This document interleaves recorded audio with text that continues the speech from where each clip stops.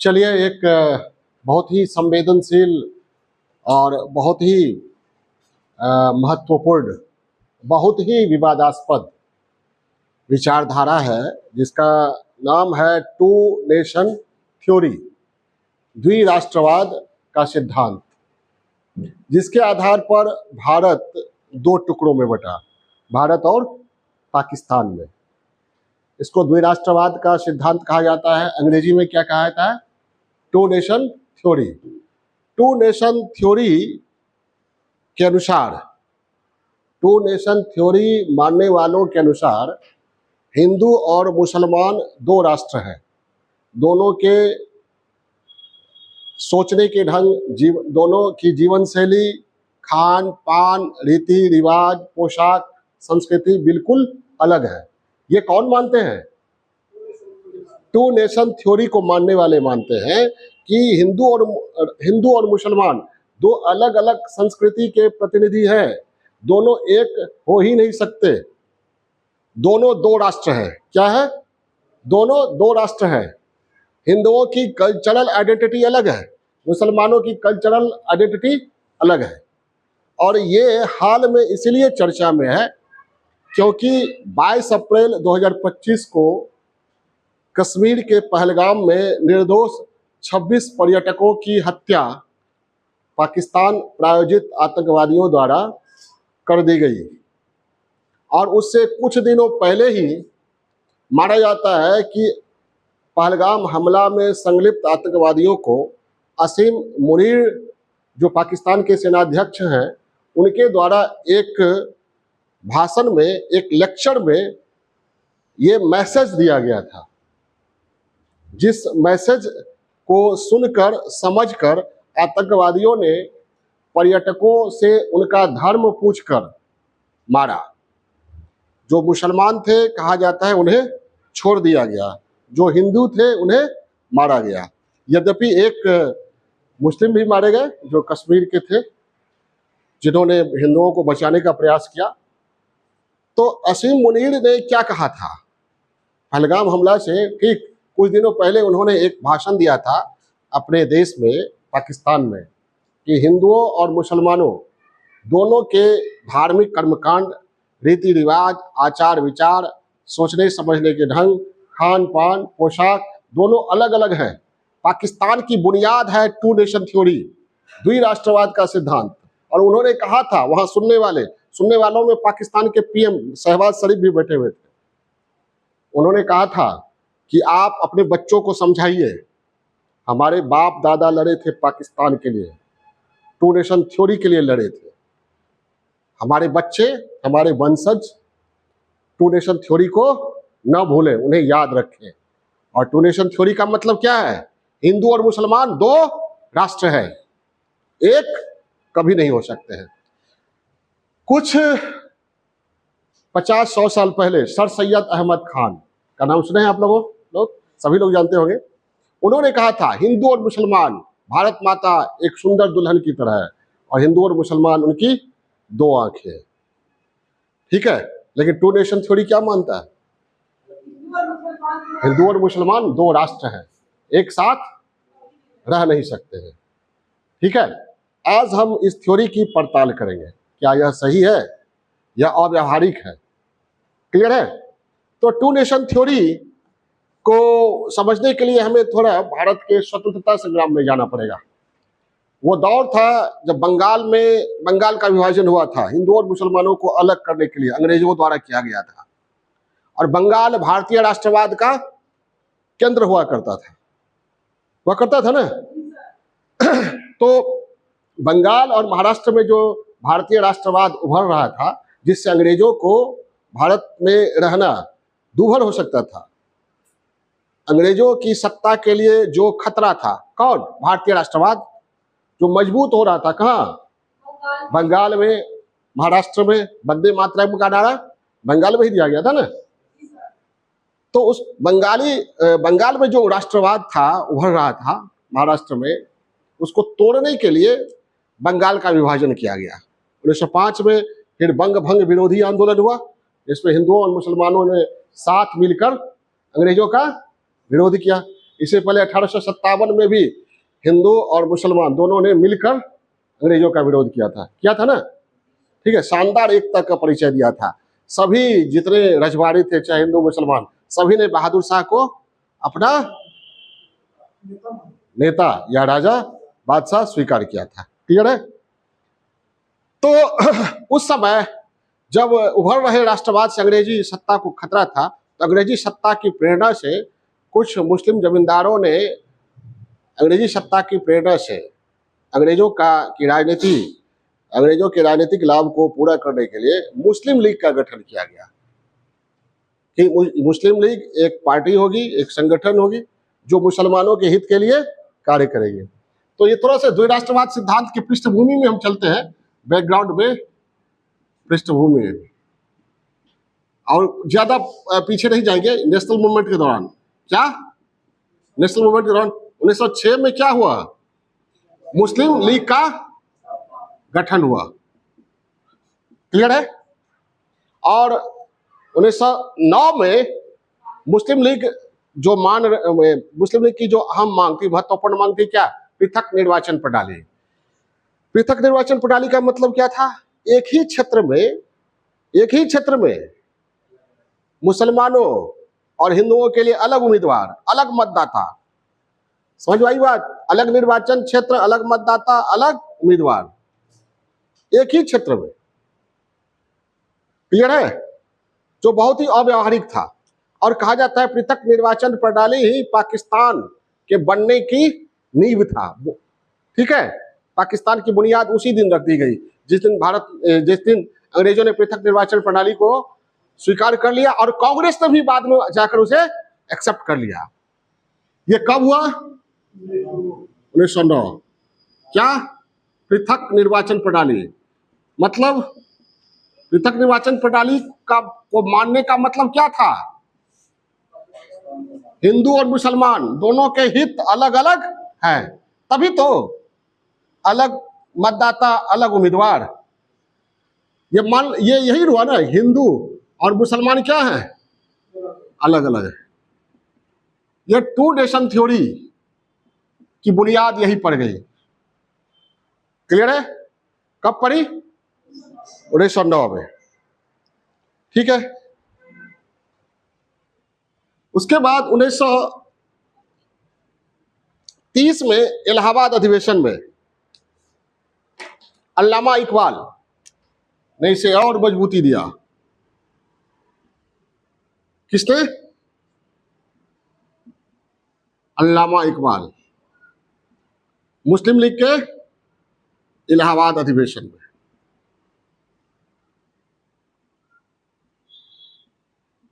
Clear है? इसमें भी स्वीकार किया कि हिंदुओं और मुसलमानों के लिए अलग अलग राष्ट्र होना चाहिए। क्लियर है? इससे पहले एक इंटरेस्टिंग वाकया है। तुर्की अभी पाकिस्तान का साथ दे रहा है, थोड़ा तुर्की पर बात करना जरूरी है। ठीक है? असहयोग आंदोलन कब हुआ हमारे देश में? गांधी जी ने चलाया 1920-22 असहयोग आंदोलन हुआ। Non cooperation movement 1920-22 non cooperation movement, असहयोग आंदोलन चला। इसको खिलाफत बचाओ आंदोलन भी कहा जाता है। क्या कहता है? खिलाफत बचाओ आंदोलन। खिलाफत बचाओ आंदोलन क्यों कहा जाता है? क्यों कहा जाता है? क्योंकि प्रथम विश्व युद्ध में तुर्की की हार हुई थी, और उससे पहले तुर्की जो था ऑटोमन अंपायर का सेंटर हुआ करता था, एक मजबूत राष्ट्र हुआ करता था। लेकिन तुर्की का जो खलीफा था और खलीफा की जो गतिविधि थी, कार्यविधि थी, उसने तुर्की को यूरोप का मरीज बना दिया था। तुर्की की हार हुई और यूरोपीय शक्तियों ने, फ्रांसीसी और अंग्रेजी शक्तियों ने क्या किया? तुर्की को बल्कनाइज करना आरंभ किया, तोड़ना। और इसी समय एक बहुत ही, कह सकते बहुत बड़े क्रांतिकारी व्यक्तित्व जिनकी जरूरत है आज इस्लामिक वर्ल्ड को, उसका नाम क्या था? मुस्तफा कमाल पाशा। आज फिर से तुर्की को इनकी जरूरत है। कमाल पाशा आए, इन्होंने खिलाफत को समाप्त कर दिया। इनका ही मानना था कि खिलाफत ने तुर्की को यूरोप का मरीज बना दिया। क्या बना दिया? ये खिलाफत जब तक रहेगा तुर्की का विकास नहीं हुआ। तो पहले खिलाफत को बल्कनाइज कौन कर रहा था? अंग्रेज। अंग्रेज क्यों बल्कनाइज कर रहे थे? अपने हित के लिए, तुर्की को कतरा कतरा करने के लिए, तुर्की को तोड़ने के लिए। ठीक है। और कमाल पाशा ने खिलाफत को एकदम समाप्त ही कर दिया। क्यों? क्योंकि खिलाफत के कारण ही तुर्की कमजोर हुआ और उनका बाल्कनाइज कर रहे थे कौन? अंग्रेज। तो खिलाफत का साम्राज्य जो था वो खिलाफत के कारण कमजोर हो रहा था। समझ में आ रही बात? समझ में आ रही बात? क्या समझे? खलीफा की जो गतिविधि थी, कार्यविधि थी, प्रणाली थी, उसमें तुर्की कमजोर हो चुका था और इसलिए प्रथम विश्व युद्ध में इनकी हार हुई और अंग्रेजों और फ्रांसीसियों ने इनको काटना शुरू किया।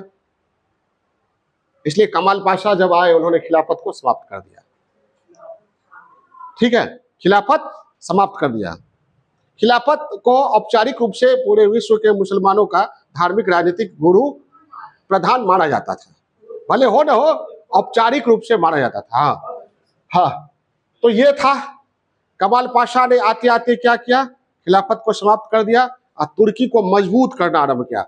और तुर्की को मजबूत करने के लिए मुस्तफा कमाल पाशा ने वहां खिलाफत, खलीफा के ये साम्राज्य को खिलाफत कहा गया, खलीफा के निजाम को खिलाफत कहा गया। उन्होंने यूसीसी लागू किया तुर्की में, समान नागरिक संहिता, और कहा कुरान पढ़ना है कोई दिक्कत नहीं है, लेकिन तुर्की में, अपनी भाषा में। किसमें? तुर्की में। और कहा जो अरबियन लाइफ स्टाइल है वो हम नहीं मानेंगे, बुर्का नहीं चलेगा, दाढ़ी नहीं चलेगा। आज कोई कह दे, हिम्मत करे, संभव है? और इसी तरह के अनेक सुधार कमाल पाशा द्वारा तुर्की में किए गए। और कमाल पाशा को क्या कहा जाता है? अतातुर्क, यानी तुर्की का पिता कहा जाता है। इन्होंने तुर्की को जो मरीज था उससे क्या बना दिया? काफी स्वस्थ राष्ट्र बना दिया। और तैयब एर्दोगन फिर से वो दूसरे तरीके से खलीफा बनना चाहते हैं। ठीक है, और पूरी तरह सेकुलरिज्म की पॉलिटिक्स इन्होंने लागू किया कमाल पाशा ने। और अपने देश में भी तैयब एर्दोगन और अंतर विदेश नीति में भी उनकी क्या सेकुलरिज्म के एकदम उलट चल रही है। समझ में आ रही बात? इससे क्या होगा? तुर्की ही कमजोर होगा। कमाल पाशा ने मजबूत किया, ये क्या करेंगे? कमजोर करेंगे। हाँ, उस समय क्या हुआ था, इंटरेस्टिंग वाकया, जब ये खिलाफत को समाप्त कर रहे थे कमाल पाशा, तो भारतीय मुसलमानों के एक दल ने वहां जाकर कमाल पाशा से मिलने का अनुरोध किया ताकि उनको समझाया जा सके कि खिलाफत को समाप्त नहीं कीजिए। तो कमाल पाशा ने क्या कहा? ये जो भारतीय मुसलमानों का शिष्टमंडल है वो अंग्रेजों का समर्थक है, वो नहीं जानता है कि वो ये काम करके अंग्रेजों को सपोर्ट कर रहे हैं। उन्होंने मिलने से इनकार कर दिया। ठीक है, तो वो कमाल पाशा की तुर्की और तैयब एर्दोगन की तुर्की में बहुत अंतर है। लेकिन उस समय जो खिलाफत बचाओ आंदोलन को गांधी जी ने समर्थन दिया, गांधी जी ने एक तरह से यह स्वीकार किया, कांग्रेस ने यह स्वीकार किया कि भारतीय मुसलमानों की जड़ें भारत में नहीं, कहां है? विदेश में। ये उचित नहीं था और इस समय अली जिन्ना ने भी इसका विरोध किया था। क्लियर है? 21, 20, 22 छोड़िए, फिर 30 में आइए। अल्लामा इकबाल ने इलाहाबाद अधिवेशन में टू नेशन थ्योरी को और मजबूत करने का प्रयास किया। फिर 1933 में कैम्ब्रिज यूनिवर्सिटी का एक ग्रेजुएट, कौन? रहमत अली, इन्होंने एक शब्द भी गढ़ लिया, भारत, अखंड भारत के मुसलमानों के लिए एक राष्ट्र होगा जिसका नाम होगा पाकिस्तान। क्या नाम होगा? Pakistan. PAKSTAN, P for Punjab, A for Afghan प्रांत, उत्तर पश्चिमी सीमा प्रांत, K for Kashmir, S for Sindh, तान फॉर बलूचिस्तान। ये इस इलाके को उन्होंने कहा ये भारतीय मुसलमानों को मिलना चाहिए और ये मुस्लिमों का एक राष्ट्र होगा, क्योंकि हिंदू और मुसलमान एक राष्ट्र नहीं हो सकते, दोनों के लिए अलग अलग राष्ट्र होना चाहिए। रहमत अली, उस समय मोहम्मद अली जिन्ना ने इसे बकवास कहा था ये बकवास है, भारत के गांव गांव में मुसलमान रहते हैं और हिंदू और मुसलमान भारत के गांव गांव में एक दूसरे की जीवन शैली में रच बस गए हैं, उन्हें अलग करना खीर में दूध और चावल को अलग करने की तरह है, खिचड़ी में दाल और चावल को अलग करने की तरह है, उन्हें अलग किया ही नहीं जा सकता है, दोनों एक दूसरे के बिना जी ही नहीं सकते। आज देखिए ये बात सही है, राहत फतेह अली खान पाकिस्तान में ही नहीं पॉपुलर है, भारत में पॉपुलर है। राहत फतेह अली खान कहाँ के? पाकिस्तान के। लता मंगेशकर, मोहम्मद रफी कहाँ के? अरे लता मंगेशकर इंडिया के, मोहम्मद रफी इंडिया के, पाकिस्तान में पॉपुलर है।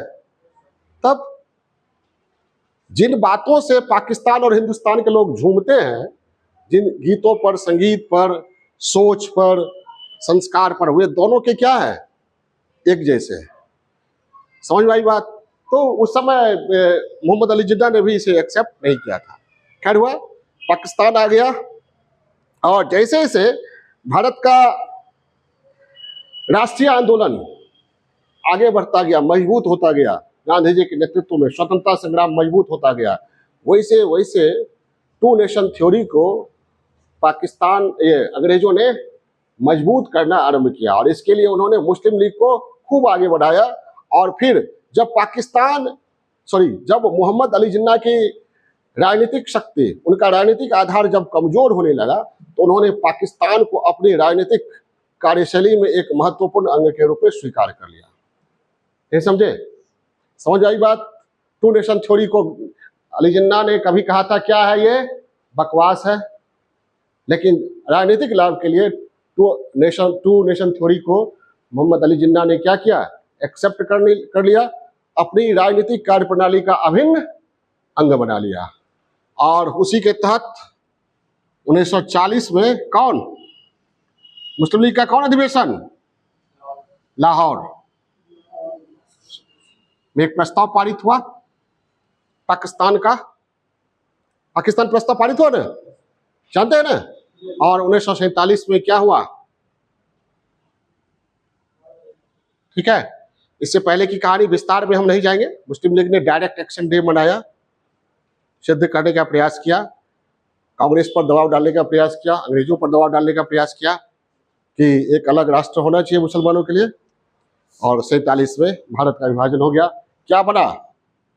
इंडिया और पाकिस्तान। लेकिन इंडिया ही रहा, भारत ही रहा। उससे पाकिस्तान का जन्म हुआ। भारत ही रहा, भारत हिंदुस्तान नहीं बना। मोहम्मद अली जिन्ना ने कहा था सरदार पटेल को, नेहरू जी को, कि हमने अपना नाम पाकिस्तान रखा, आप भी अपना नाम हिंदुस्तान रख लीजिए। सरदार पटेल ने कहा था नहीं, आप अलग हो रहे हैं,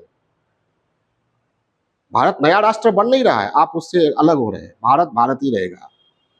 हिंदुस्तान रखने का मतलब क्या होता है? उनकी नीति को स्वीकार कर लेना। क्लियर है? तो आज क्या है ये? India, Bharat, that is India. आज 2 दिन ओवैसी नारा दे रहे थे जब भारत पाकिस्तान के बीच तनाव चरम पर था पिछले 15 दिनों में। आप सुने होंगे, भारत जिंदाबाद कह रहे थे ना, पाकिस्तान मुर्दाबाद कह रहे थे, तो भारत नाम रखा गया। क्लियर है? इस तरह भारत और पाकिस्तान का विभाजन हो गया। लेकिन यह विभाजन जो था बिल्कुल अव्यवहारिक था। विभाजन का स्वरूप कैसा था भाई?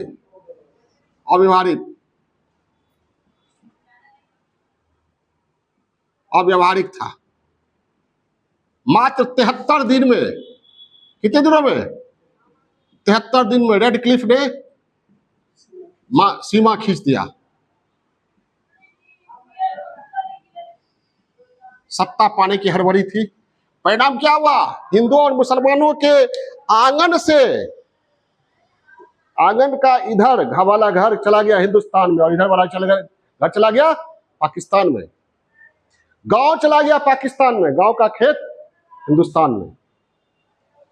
नदी का स्रोत हिंदुस्तान में, और नदी से जुताई जिस जमीन की होती है वो पाकिस्तान। बड़ी अव्यवहारिक। भूगोल ने हिंदुस्तान पाकिस्तान को एक राष्ट्र बनाया था, बरसों से रहते आ रहे थे कि नहीं। हिंदू कुश से लेकर हिंद महासागर तक क्या था? एक राष्ट्र।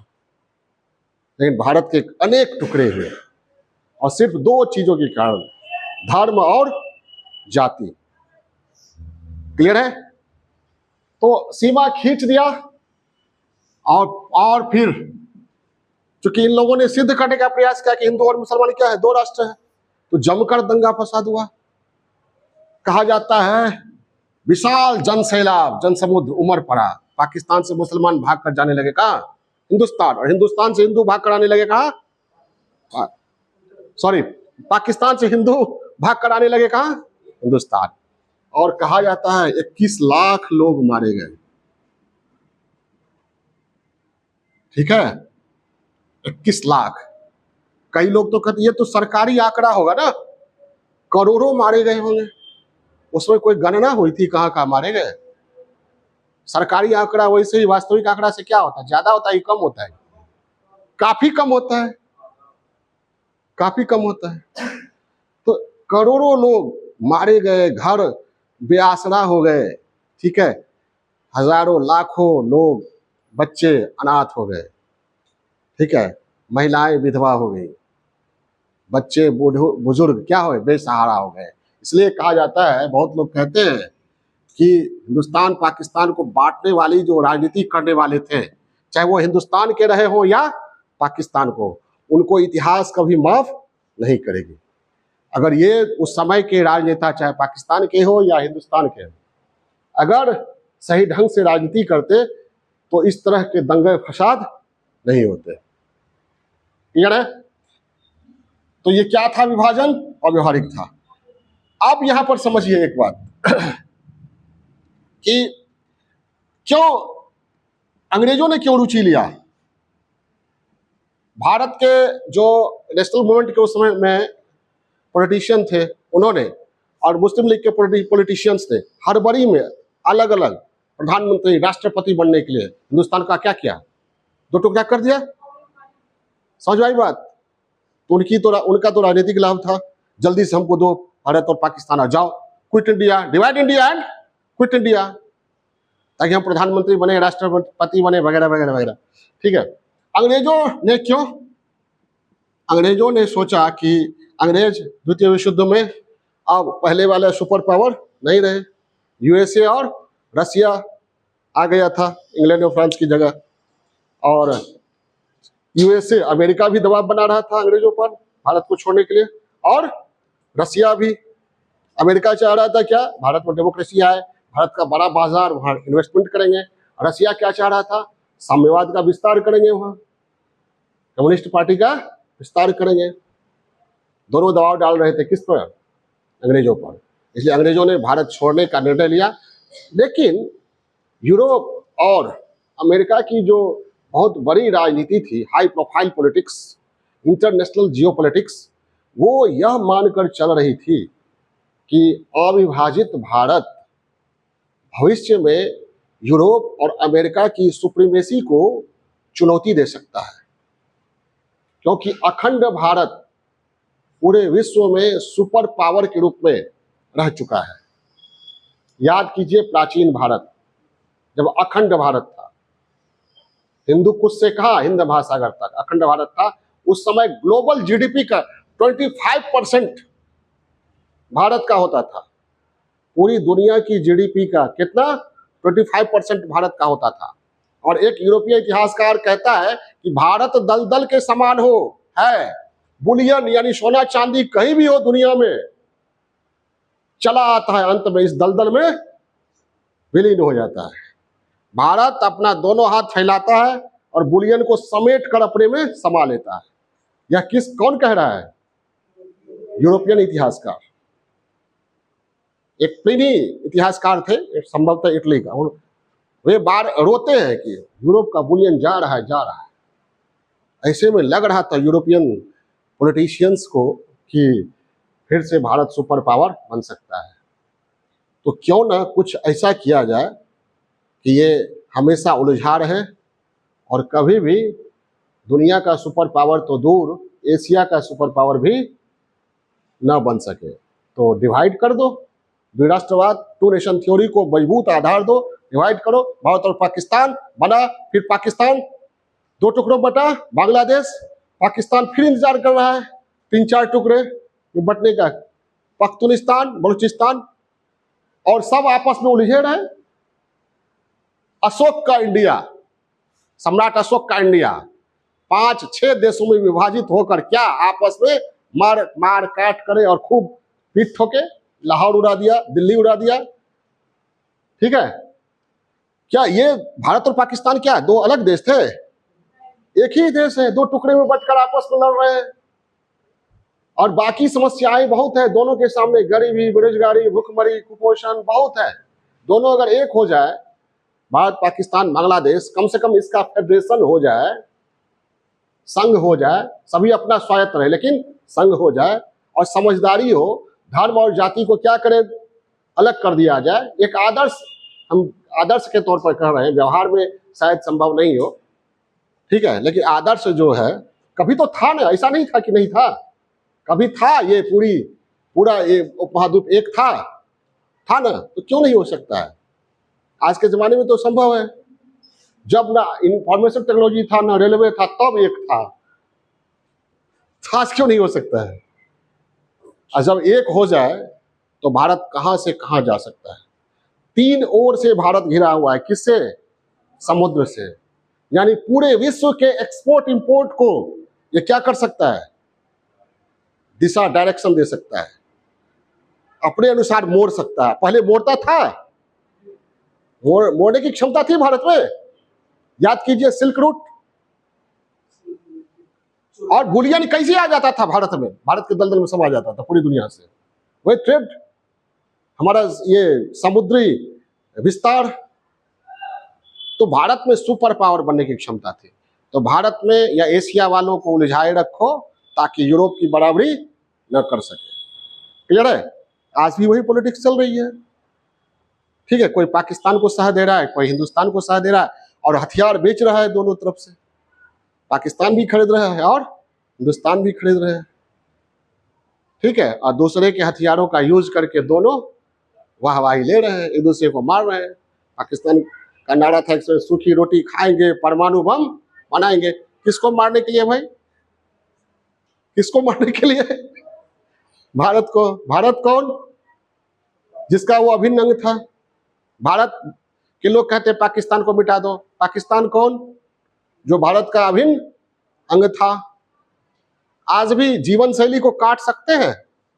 असीम मुनरो ने जो भाषण दिया टू नेशन थ्योरी, उस भाषण को हम लोग समझे कि नहीं समझे? समझ गए ना? क्यों? भाषा क्या है? एक है। ये समझना ही टू नेशन थ्योरी को क्या करता है?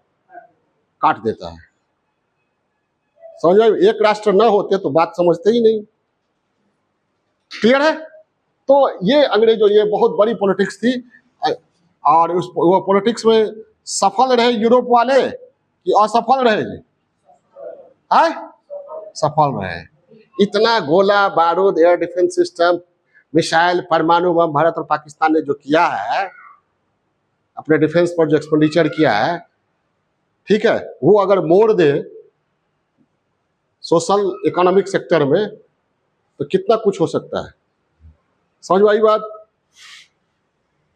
ठीक है, इसके बाद हम लोग बात करेंगे कि टू नेशन थ्योरी सफल रहा या असफल। तो अब हम लोग बात करेंगे कि क्या टू नेशन थ्योरी सही है, ठीक है, क्या यह सफल रहा। ठीक है, तत्काल टू नेशन थ्योरी से अली जिन्ना को लाभ मिला, पाकिस्तान बन गया, कांग्रेस को पाकिस्तान को स्वीकार करना पड़ा, भारत का विभाजन हो गया, भारत का विभाजन हो गया। लेकिन लंबे समय में हम देखते हैं कि टू नेशन थ्योरी अव्यवहारिक ही रहा और असफल रहा।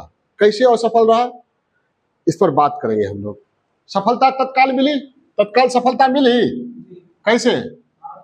भारत का विभाजन हो गया, उद्देश्य पूरा करने में अली जिन्ना सफल रहे, ठीक है। लेकिन लंबे समय में देखा जाए तो टू नेशन थ्योरी क्या रहा, सफल नहीं रहा। क्यों, कैसे?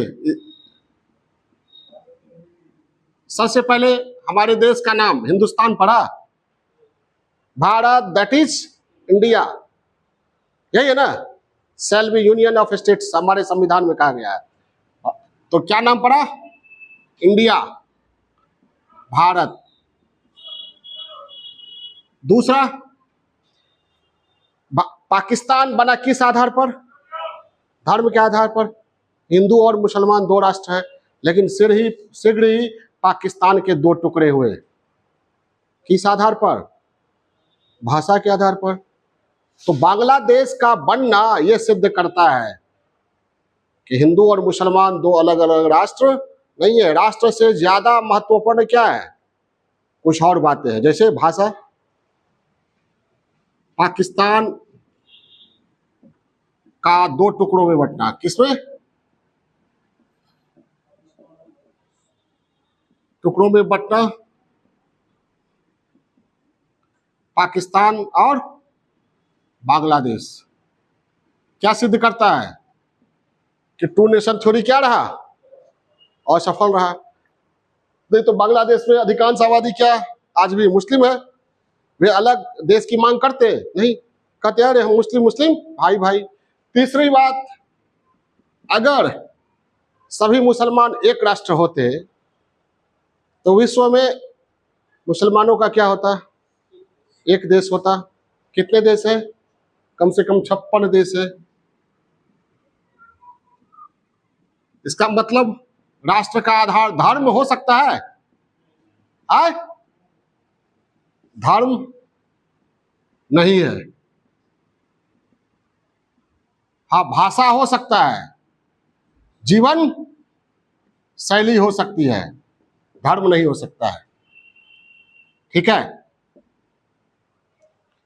मौलाना अबुल कलाम आजाद ने कहा था कि पाकिस्तान की नींव नफरत पर टिकी हुई है, और जिस दिन नफरत खत्म होगा हिंदुओं और मुसलमानों का, पाकिस्तान अपना अस्तित्व खो देगा, है कि नहीं।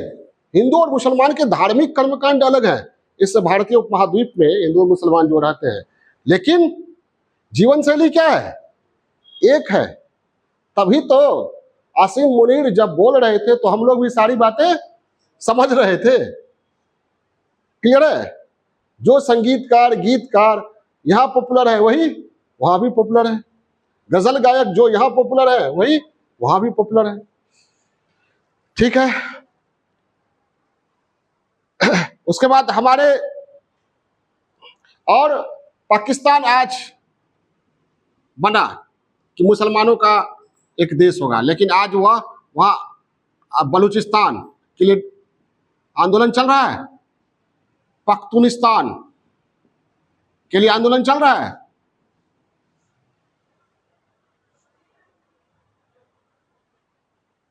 ठीक है, और आज भारत में पाकिस्तान से अधिक आबादी है, किसकी अधिक आबादी, मुसलमानों की भारत में, ठीक है। जब 2007 में परवेज मुशर्रफ आए थे और उन्होंने कहा था कि भारत में मुसलमानों की स्थिति चिंताजनक है, तो मौलाना महमूद मदनी ने परवेज मुशर्रफ से पूछा था, कहा था कि भारत में मुसलमानों की आबादी पाकिस्तान की कुल आबादी से कहीं अधिक है।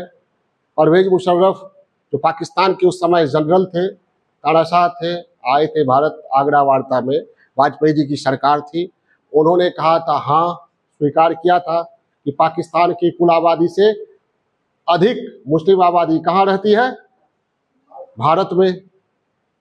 उसके बाद मौलाना मदनी ने कहा था, तो ये भी मान लीजिए मुशर्रफ साहब कि भारत के मुसलमान अपनी समस्याओं का समाधान करने और करवाने में पूरी तरह सक्षम है। और तीसरी बात, मुशर्रफ साहब ये बात मानिए कि यहाँ की सिविल सोसाइटी के 90% लोग हमारी समस्याओं के लिए लड़ने के लिए, हमारे साथ चलने के लिए हरदम तैयार हैं। आपको हमारी सिविल सोसाइटी में फूट डालने की जरूरत नहीं है, हमें आपके सहानुभूति की जरूरत नहीं है। कृपया करके हमें हमारे वतन, हमारे देशवासियों से अलग करने का प्रयास नहीं कीजिए। किसे कहा था? महमूद मदनी ने परवेज मुशर्रफ से। और फिर परवेज मुशर्रफ का चेहरा देखने लायक था। वो वीडियो क्लिप यूट्यूब पर है, अभी आप लोगों ने देखा, क्लियर है। फिर मुशर्रफ साहब ने कहा ठीक है, ऐसी स्थिति है तो बहुत अच्छा है, ठीक है, हम अपनी बात वापस लेते हैं। क्लियर है। तो और जब ब्रीफिंग हो रही थी पहलगाम हमले के बाद, जो भारत और पाकिस्तान के बीच संघर्ष हुआ, टकराव हुआ, तो ब्रीफिंग हो रही थी, तो उसमें भी आपने देखा सोफिया कुरैशी अपनी योग्यता के बल पर, कर्नल सोफिया कुरैशी का वहां उपस्थित होना यह बताता है कि अपनी योग्यता के बल पर एक किसी भी समुदाय की लड़की, चाहे वो अल्पसंख्यक समुदाय की ही क्यों ना हो, वहां तक पहुंच सकती है। वो मुसलमान होने के कारण वहां तक नहीं पहुंची है, अपनी योग्यता। और भारत का वह परिवेश है, इस परिवेश में सभी धर्मों, समुदायों, क्षेत्रों, रंग, नस्ल के लोगों को खुली छूट है, अवसर है, जहां तक अपनी योग्यता प्रतिभा के आधार पर बढ़ सके, है कि नहीं। भारत ही ऐसा देश है जहां अनेक धर्मों, अनेक संप्रदायों, अनेक पंथों, अनेक प्रजातियों के लोग रहते हैं। मेल्टिंग पॉइंट ऑफ रेसेस कहा जाता है किसको? हिंदुस्तान को। पूरी दुनिया मर जाए, भारत बच जाए तो दुनिया बची रह जाएगी। क्यों कहा जाता है? कि दुनिया की तमाम विविधताएं यहां मौजूद हैं। कहां? भारत में। क्लियर है। तो और भारत में मौलाना अबुल कलाम आजाद, ठीक है, हमारे बहुत ही लोकप्रिय राष्ट्रपति APJ अब्दुल कलाम, जिन्हें मिसाइल मैन कहा जाता है, ठीक है, अब्दुल हमीद जिन्होंने चटगांव जीता, और बहुत ही लंबी परंपरा है मुसलमानों की। और इस बार भारत और पाकिस्तान के बीच जब तनाव चरम पर था, तो एक भी हिंदू मुसलमानों को अलग करने वाली अप्रिय घटना सामने नहीं आई, जबकि इसीलिए किया गया था पहलगाम, ताकि हिंदू मुसलमानों में संघर्ष। और क्या हुआ? उल्टे एकता और भी क्या हुई? मजबूत हो गई। और असीम मुनीर जो धोखे में थे, ठीक है, ठगे से रह गए। अगर समझदार होंगे तो समझेंगे, लेकिन इसकी उम्मीद कम है। क्या है? ठीक है, नहीं समझ के जो ना समझे, हमारी समझ में बड़ी ना समझ है। ठीक है। उसके बाद आप देखिए सिंधु जल संधि का होना ही बताता है कि टू नेशन थ्योरी क्या है, बेतुका है। ठीक है। पानी के लिए, पानी का कोई जात होता है, धर्म होता है? पानी कैसे बांटोगे? वो अपने आप में सिंधु जल संधि, सिंधु का प्रवाह ही बताता है कि टू नेशन थ्योरी क्या है, बकवास है।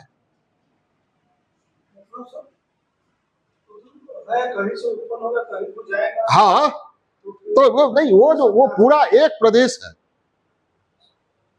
भूगोल ने एक परिवेश बना दिया था।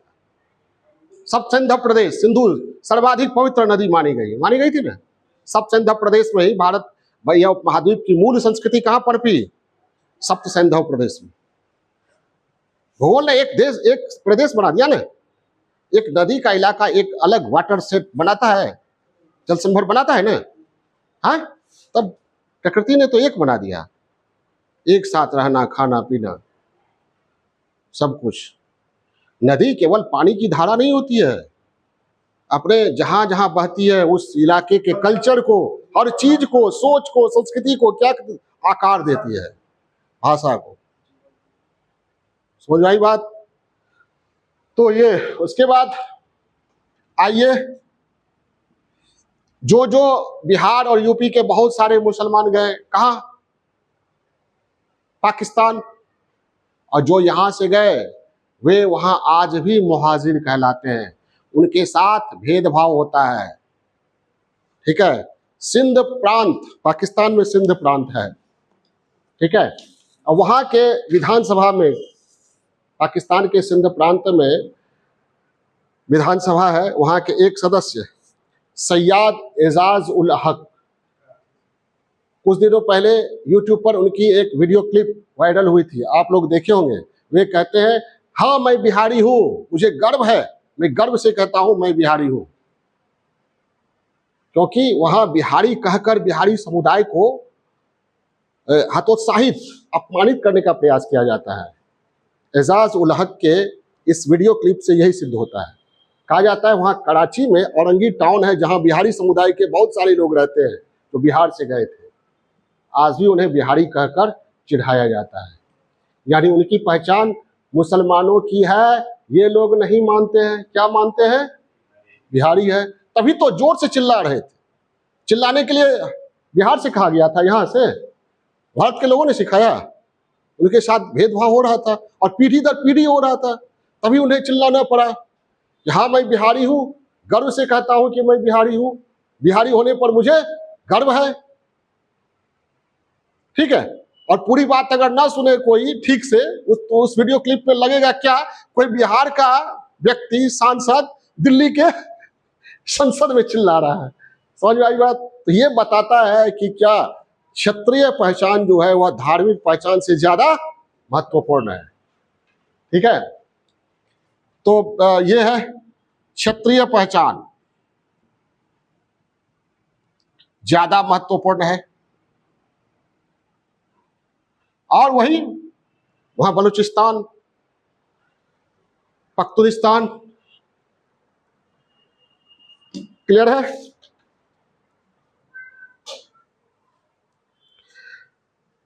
और हमारा संविधान बना तो क्या संविधान में क्या है? हमारा सेकुलर, कोई भी धर्म भारत का राजधर्म नहीं है। ठीक है, और टू नेशन थ्योरी के कारण भारत की विदेश नीति, आर्थिक नीति, सांस्कृतिक नीति सभी, सॉरी उल्टा बोल रहे थे हम, टू नेशन थ्योरी के कारण पाकिस्तान की आर्थिक नीति, विदेश नीति, राजनीति, तमाम नीति भारत के विरोध पर केंद्रित है। यही कारण है कि वहां सेना लोकतांत्रिक सरकार पर भारी रहती है। यही कारण है कि वो तथाकथित जिहादी, इस्लामिक उग्रवादी विचारधारा के लोग, आतंकवादी, वहां की राजनीति, वहां के समाज पर हावी रहते हैं। किसके कारण? टू नेशन थ्योरी के कारण। और इसी थ्योरी के कारण और भारत विरोध के कारण पाकिस्तान आर्थिक, राजनीतिक, सामाजिक संकट से गुजर रहा है। और हो सकता है पाकिस्तान भारत के कारण नहीं, हो सकता है पाकिस्तान अंदरूनी कमजोरियों के कारण टुकड़ों में बट जाए, जिस तरह पाकिस्तान अपनी ही कमजोरियों के कारण दो टुकड़ों में बटा, भारत, पाकिस्तान और बांग्लादेश। भारत बांटने नहीं गया था। ठीक है, बढ़िया से इतिहास पढ़िएगा, पाकिस्तान अपनी ही कमजोरियों के कारण दो टुकड़ों में बटा, पूर्वी पाकिस्तान बांग्लादेश बना, पश्चिमी पाकिस्तान रह गया। तो हो सकता है आने वाले समय में जब आर्थिक संकट, राजनीतिक संकट, सामाजिक संकट चरम पर होगा, तो बहुत सारे छोटे छोटे टुकड़ों में बढ़ जाएगा। अलग अलग गुट, अलग अलग संगठन जो है, जिहादी संगठन अपने इलाके को स्वतंत्र घोषित कर देंगे। समझ में आ रही बात है? ठीक है, तो क्या हुआ? टू नेशन थ्योरी सफल रहा। टू नेशन थ्योरी के आधार पर ही पाकिस्तान के सांसद कभी रोने लगते हैं, जोर जोर से चिल्लाने लगते हैं कि अल्लाह ने यह मुल्क अता किया है, अल्लाह हमारी रक्षा करेंगे, अल्लाह हमें मजबूत बनाएंगे। अरे जितने मुसलमान मिलकर तुम लोग अल्लाह की इबादत करते हैं, उससे ज्यादा मुसलमान कहाँ हैं? हमारे इंडिया में इबादत करते हैं वे, तो उनकी नहीं सुनेंगे क्या? समझ में आई बात? तो अगर ऐसी बात होती, डोनेशन थ्योरी का वास्तविक आधार होता, तो इतने मुसलमान भारत में नहीं रहते, शांति से नहीं रहते, भारत के सुख दुख में भारत को अपना वतन नहीं मानते, ठीक है। और पाकिस्तान ने एक बार प्रयास नहीं किया है, 47 के बाद हजारों बार प्रयास किया है भारत में सांप्रदायिक दंगा करवाने का, भारत को अस्थिर करने का, लेकिन जितनी बार किया है उतने ही बार भारत की एकता क्या हुई है? और भी मजबूत हुई है। तो टू नेशन थ्योरी को हम न मानते थे, न मानते हैं और न मानेंगे, ठीक है। और भले ही हिंदू और मुसलमानों के धार्मिक कर्मकांड अलग है, लेकिन बाकी सभी चीज, खान पान, जीवन शैली, सोचने के ढंग, गीत संगीत, ठीक है, रीति रिवाज, सब कुछ क्या है? एक है। धर्म क्या है जी? अमूर्त चीज है, धर्म दिखता नहीं है। धर्म दिखता है, कृष्ण बिहारी नूर की वो गजल है, जिनके कारण होते हैं दंगा फसाद, उनका कोई अता पता ही नहीं, जिंदगी से बड़ी कोई सजा ही नहीं, और जुर्म क्या है पता ही नहीं। तो धर्म अमूर्त चीज है, तो धर्म के आधार पर अगर कोई चीज बनेगा तो वो भी क्या रहेगा? अमूर्त। समझ भाई बात? तो धर्म के आधार पर पाकिस्तान बना है, तो पाकिस्तान अमूर्त ही है, विचारों में ही है। ठोस तथ्य क्या है? लैंग्वेज, भाषा। ठोस तथ्य क्या है? आर्थिक हित। ठोस तथ्य क्या है? खान पान, जीवन शैली, सोच विचार, संस्कार, हमारा इतिहास, हमारा पूर्वज। ये हिंदू और मुसलमानों का अलग अलग है? एक है, सदियों से एक है।